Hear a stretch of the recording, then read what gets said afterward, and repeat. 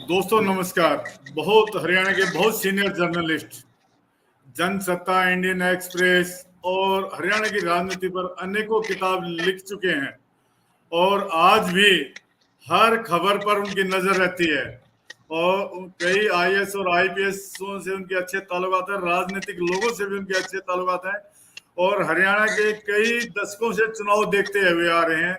उनका नाम अगर आप लोग वैसे तो समझ जाना चाहिए, फिर भी मैं बता देता हूँ। श्री पवन बंसल जी हैं, बहुत सीनियर जर्नलिस्ट। पवन बंसल जी, मैं आपका स्वागत करता हूं। आप हमारे आदरणीय हैं, पूजनीय भी हैं और सम्माननीय भी हैं। बंसल साहब, आपसे मैं सीधा जुड़ता हूं। आज के हालात। बलराम जी, मैं एक मिनट देता हूं। अगर मुझ पर ये आरोप ना लगे, मैं अपनी तारीफ कर रहा हूं। मैं बता दूं, मैंने 98 में किताब लिखी, हरियाणा के लालों के सपरंगे किस्से। इसके प्रकाशकों में खुशवंत सिंह, कुलदीप नैयर, प्रभात जोशी और कपिल देव। खोजी पत्रकारिता को और कैसे प्रभात जोशी ने विमोचन किया। फिर गुस्ताखी माफ हरियाणा।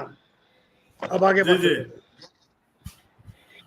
बंसल साहब ने गुस्ताखी माफ हरियाणा और लालों पर भी किताबें लिखी हैं। बंसल साहब, आपके जो लालों पर आपने जो किताब लिखी, आज के हालात में कहाँ फिट बैठ रही है? वो बिल्कुल फिट बैठ रही है। वही वैसे चल रहा है जैसा वो लाल करते थे, चौथे लाल ने वैसे किया। कोई बदलाव नहीं हुआ। 25 साल पहले तो 3 लाल थे आपकी। पहले 3 थे, बंसीलाल, देवीलाल, भजनलाल। चौथे लाल मनोहरलाल तो तीनों से भी निकम्मे साबित हुए। उन तीनों में कुछ ना कुछ गुण तो थे, कुछ बुराई थी, कुछ अच्छाई थी। इसमें तो कोई भी अच्छाई नहीं, बुराई बुराई है। चौथे लाल में तो बुराई बुराई है। बुराई। चलो अच्छी बात है, जो भी है, क्योंकि आप बहुत सीनियर पत्रकार हैं। दूसरा, आपकी बात को ना तो काट सकता ना वो कर सकता है। बंसल साहब, कल राहुल गांधी जी थे, हाँ जी, परसों मोदी जी थे, अमित शाह यहाँ लगा। अमित शाह जी भी कई चक्कर काट गए हैं और केजरीवाल जी भी, हरियाणा के लाल। तो मैं बलराम जी आपकी बात समझ गया। जो इस टाइम मेन मुद्दा है हरियाणा में, 3 मुद्दे हैं जी। राहुल गांधी का दौरा और अपना मोदी साहब का दौरा और रॉबर्ट वड्रा का बयान। 3 मुद्दे हैं जी। एक राहुल गांधी ने कहा, मैं इसमें सर एक और जोड़ना चाह रहा हूँ। कुमारी शैलजा का भी नाम आज चर्चा में है हरियाणा में। वो उसी में आ जाएगा। चौथा मुद्दा ये है कि जो राहुल गांधी ने कहा कि सबकी सरकार होगी, वन मैन शो नहीं होगा, उसमें आ जाएगा। जी हम चर्चा करते हैं पहले 2 लाख। आप पहले शुरू करें 2 लाख नौकरियों की चर्चा की। 2 लाख नौकरियों की चर्चा की। 2 लाख नौकरियों की चर्चा की है। भाजपा ये भी कह रही है कि सबसे ज्यादा कार्यकाल में हमने नौकरियां दी हैं। चलो वो एक अलग बात है। अभी ये कह रहे हैं 2 लाख नौकरियां पेंडिंग है। भाजपा वाले तो इतने निकम्मे हैं। 18 पोस्ट है इंफॉर्मेशन कमिश्नर की, राइट टू सर्विस कमीशन की, ह्यूमन कमीशन चेयरमैन की खाली छोड़ के भाई किसी और लगाते हैं अपने बंदे को। खाली छोड़ के नया सीएम लगाएगा। अब बात चल रही है 2 लाख नौकरियों की। हुड्डा साहब कह रहे हैं कि मेरिट पे देंगे हम। राहुल गांधी भी कह के 2 लाख नौकरियां मेरिट पे देंगे। कोई मानने को तैयार नहीं। मेरिट में कैसे देंगे भाई? उनके एमएलए तो खुलेआम कह रहे हैं हमारा कोटा होगा, 2000 का कोटा होगा, उतना उसका कोटा होगा। और फिर जो हुड्डा साहब का ट्रैक रिकॉर्ड था ना पिछले 2.5 साल का, वो कोई ऐसा नहीं था कि उन्होंने मेरिट में नौकरियां दी हो। नौकरियां कैसे दी सबको पता है। लिस्ट कौन बनाता है सबको पता है, कहाँ बनती थी। बंसल साहब, मैं इसी पे आता हूँ, सीधी बात इसी पे करता हूँ। क्या हरियाणा में योग्यता के आधार पर नौकरियां नहीं मिलेंगी यदि कांग्रेस सरकार आ गई तो? बिल्कुल मैं नहीं मानने को तैयार। तो सुनो, पीछे से हुड्डा साहब सीएम थे, बड़ा इंटरेस्टिंग किस्सा बताता हूँ। रेस्ट हाउस में, इरिगेशन रेस्ट हाउस में दरबार लगा हुआ था। हुड्डा साहब शिकायतें ले रहे थे लोगों की। एक बुजुर्ग था 80 साल का, उसने एक दरखास्त दी, नौकरी की थी। हुड्डा साहब ने लेकर चोपड़ा को दे दी, जो उनका औषधि था। चौधरी ने चोपड़ा से खोज दी। हुड्डा कहते आशा ने दे दियो। इसका मतलब समझ गए होंगे, आशा के पास चली गई तो काम हो गया, चोपड़ा के पास रहती टोकरी में। तो मुझे नहीं लगता कि नौकरियां ईमानदारी से मिलेंगी। नौकरियों जब इंटरव्यू के नंबर हैं, ईमानदारी हो नहीं सकती। तो यानी कि अगर नेताओं पे इतना दबाव होता है नौकरियों के लिए, नेताओं पे इतना दबाव होता है नौकरियों के लिए, अपने बंदों को नौकरियां दिलवाने के लिए, वो कहे भाई नौकरी नहीं दे, फिर चाटेंगे तेरे को, और क्या करेंगे तेरा? इनके एमएलए को क्या भी रहे हैं, 2000 का कोटा मेरा होगा, 5000 का मेरा कोटा होगा, उदयमान का कोटा होगा, उसका कोटा होगा, सीएम का अलग कोटा होगा। तो सारे कह रहे हैं। भाजपा वाले कह रहे हैं कि हमें पर्ची और खर्ची दोनों बंद किए हुए हैं। इससे कहां तक सहमत आप? देखो जी, डिप्टी सेक्रेटरी एचपीएससी का पकड़ा गया 1 करोड़ के साथ, अपने दफ्तर पकड़ा गया। वहाँ पे वो मिली टेम्परिंग इसकी आंसर शीट डेंटल के उसकी खुद पकड़ा गया, हरियाणा में पहली बार पकड़ा गया इतना बड़ा अफसर HPSC का, जी 1 करोड़ रिश्वत के साथ पकड़ा गया। वहाँ जी जी एक टेप मिला था, एक मोबाइल मिला था, उस मोबाइल में 2 VIP जो CM के करीबी थे मनोहर के, बात कर रहे थे किनको लगवाना है। वो तो खैर उस मामले को रफा दफा कर दिया, उसको मोबाइल वाले मामले को। उस मोबाइल की साइज आती है, पता लग जाता सारा। सर बंसल जी, मैं आपसे अब, क्योंकि नौकरियों की तो बात हो चुकी है, मोदी का हरियाणा में कितना प्रभाव पड़ेगा भाजपा के तो मेरी पक्ष में? बात, मोदी की जो जनसभाएं हो रही है उसमें जो हाजिरी है उससे अपना अंदाजा लग जाए कितना प्रभाव पड़ेगा। और जो ज़्यादा मैं बात कहना चाहूँगा जनसभा प्रभाव से ज़्यादा, 2 बातें, एक राहुल की एक मोदी की। पहले मोदी करते हैं। मोदी साहब ने कहा कि भाई गरजे कांग्रेस सरकार ने दमादों दलालों की सरकार से सीधा सारा रावण वडेरा पे करें। पहली बार नहीं कहा, 2014 में जब मोदी आए थे, PM भी नहीं थे, तब भी ये बात कही थी।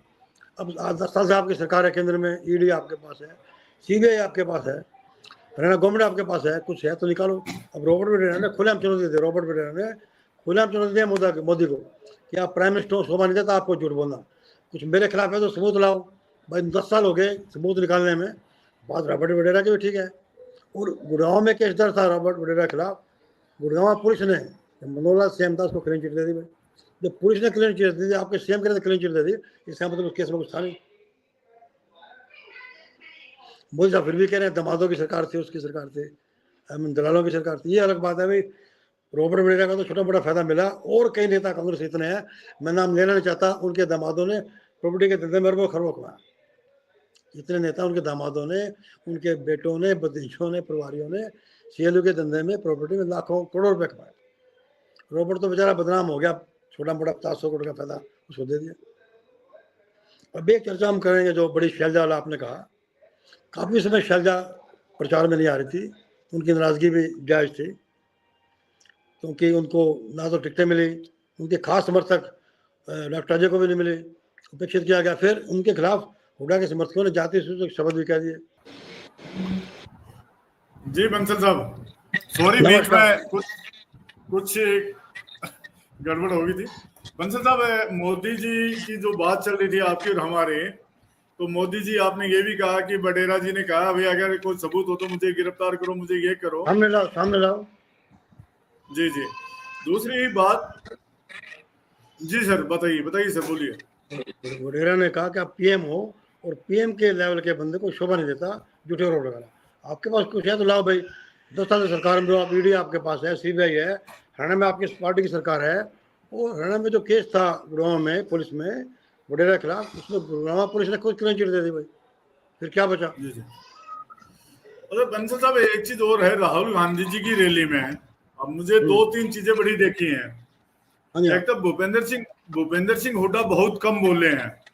दूसरा, वीरेंद्र डूमर खा को आपने अगर सुना होगा तो उन्होंने भूपेंद्र सिंह हुड्डा का तो सिर्फ 1 सेकंड में नाम लिया कि विपक्ष के नेता भूपेंद्र सिंह हुड्डा।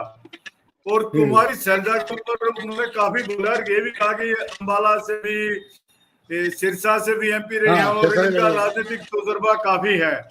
तो ये क्या रहस्य है, जबकि भूपेंद्र हुड्डा और चौधरी वीरेंद्र सिंह तो कुछ रिश्तेदारी भी है शायद इनकी आपसी। भाई मेरी बात सुनो बदराम जी, राजनीति में कोई रिश्तेदारी नहीं होती।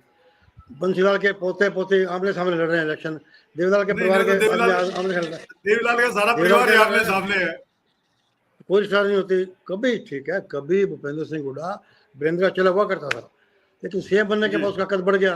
फिर हुड्डा ने वीरेंद्र सिंह को केंद्रीय मंत्री बना दिया मनमोहन सरकार में, रिश्ते बिगड़ गए भाई। अब वीरेंद्र सिंह के लिए शैलजा महत्वपूर्ण है, हुड्डा महत्वपूर्ण नहीं है। जी जी। इसलिए शैलजा का पक्ष, शैलजा की ज्यादा प्रशंसा कर रहे थे। वीरेंद्र सिंह तो चाहता है शैलजा CM बने रहने का, तो शैलजा CM बनाएंगे। गुनगा रहे थे बाला से रही, सरसा रही, इनका जनाधार है, इनका तजुर्बा है, सारा कुछ काम। जी जी। शैलजा CM है।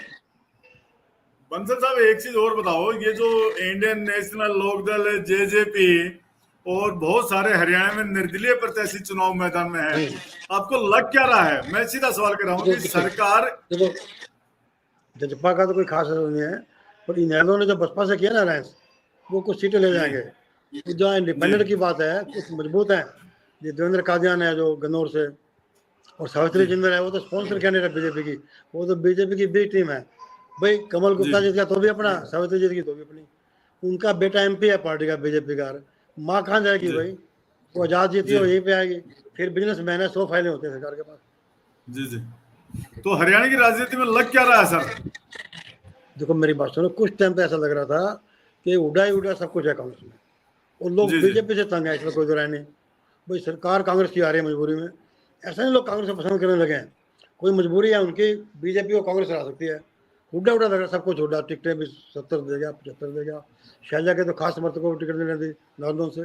अब जो राहुल गांधी कह गए हैं कि वन मैन शो नहीं होगा, सबकी सरकार होगी, सबका मान सम्मान होगा, उससे इशारा जी किया है कि हुड्डा को पूरा कंट्रोल रहेगा और सबकी मिली, मतलब सबका सरकार में हिस्सा रहेगा। सर बंसल साहब, हरियाणा में मैं आपको शुरू कर रहा हूँ सर। हरियाणा में भाजपा और कांग्रेस में आज के दिन किसकी पोजीशन ठीक दिख रही है? क्योंकि कांग्रेस क्या है, आज के दिन हाँ जी, कांग्रेस की तो कांग्रेस को कितनी सीटें का अनुमान है आपका? और ये तो कह नहीं सकते, क्लियर मेजोरिटी आ रही है कांग्रेस की, क्लियर मेजोरिटी है कांग्रेस की। तो भाजपा तीसरी बार जो सत्ता बनाने के सपने ले रही है वो पूरे नहीं होंगे? मुझे नहीं लगता, मुंगेरी लाल के स्क्रीन सपना है मेरे साथ। जी जी जी। अच्छा, एक चीज और है बंसल साहब, हरियाणा में एक तो नौकरियों की बात होगी, आजकल एक और चर्चा चलेगी 100 गज के प्लाटों की रजिस्ट्री और चाबियां देंगे मकान की, ये क्या सिस्टम है? वो मैंने अभी वीडियो सुना, रघुवीर कादन जी कह रहे हैं चाबी मिलेगी, ये प्लाट नंबर तेरा होगा, रिसन का ताला होगा, ताला लगा के देंगे, ये चर्चा चल रही है। पहले नौकरी चली तो प्लाटों की चल पड़ी, मतलब चलिए। अच्छा, प्लाटों की चल पड़ी है। तो क्या ये नहीं लग रहा जो विकास के मुद्दे होने चाहिए, या ये सिस्टम एक बना दिया गया है केवल और केवल लालच? वो जो शैलजा प्रकरण से दलित खिलाफ हुए, जो हुड्डा के समर्थकों ने शैलजा के बारे में जाते सूचक टिप्पणियां की, उससे दलित वर्ग कांग्रेस से नाराज हुआ। तो कांग्रेस वालों को लगता है कि भाई उनका वो नहीं रहा जो पहले कुछ 10 दिन पहले था, इसलिए उन बातों पे आ गए, नौकरियों पे आ गए हैं, प्लाटों पे आ गए, इस पर। तो बंसल साहब, ये नहीं लग रहा हरियाणा में जो मुद्दे होने चाहिए वो केवल और केवल ऐसे मुद्दे बन गए हैं कि लालच दो, बिजली फ्री दो, पेंशन दो, या ये आपके कर्जे माफ कर दिए जाएंगे, आपको प्लाट दे दिए जाएंगे?